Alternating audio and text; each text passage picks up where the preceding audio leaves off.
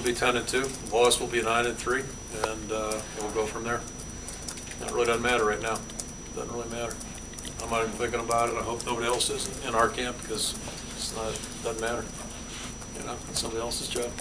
I know you've got a 24-hour rule. Looking back on the way things ended, in hindsight is always easy. Would you do anything differently Saturday? No. Coach, you guys say that you're impressed with the way James played. People on the outside might have been surprised that a redshirt freshman can go into a big situation and play well. You guys never seem surprised. The players never seem surprised. Talk about James's makeup mentally, because that's a big stage to come in and start your first game. Yeah, you know, it was tough for all of our players, not just him. And I thought the whole team handled it pretty well.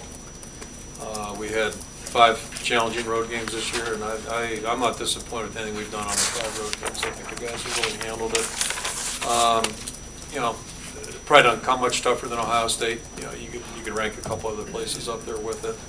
And then you add to the degree of difficulty with the fairly inexperienced quarterback. But to me, what it showed Saturday is that James has been doing his homework. You know, he's been really attentive. He's you know, been running our offense basically since last December. You know, he got a lot of work in December, and then certainly through spring practice. So, yeah, he's a quick learner.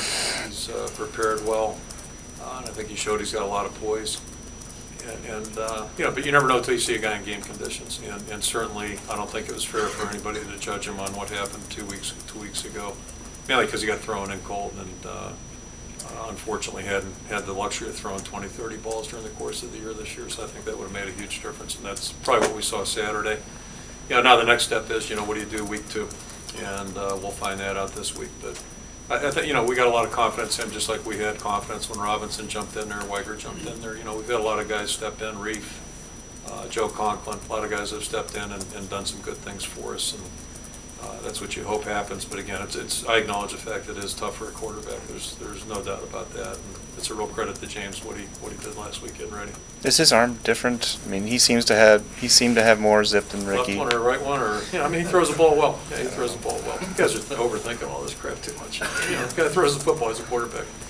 Well, the slam pattern was pretty impressive. I mean, yeah, he made some impressive throws, and you know, I'm impressed with his throwing. You know, we've seen him throw, and I'm impressed with the fact that he took a couple shots in the head, and you know, I mean, that's the stuff you don't let guys do in practice. And you know, we can't simulate 110,000 people. We're not going to let guys come in and whack him either during, you know, most conditions. And so that's the stuff that you really find out about a guy. And yeah, he clearly can throw the football. And I think he showed that in high school, even as skinny as he was.